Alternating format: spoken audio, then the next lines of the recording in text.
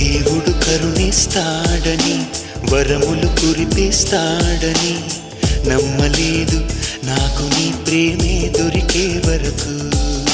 స్వర్గం ఒకటుంటుందని అంతా అంటుంటే విని నమ్మలేదు నేను నీ నీడకు చేరే వరకు. ఒకరికి ఒకరని ముందుగా రాసే ఉన్నదో మనసున మనసై బంధము వేసే ఉన్నదో. ఏమో ఏమైనా నీతో ఈ పైన కడదాకా సాగనా.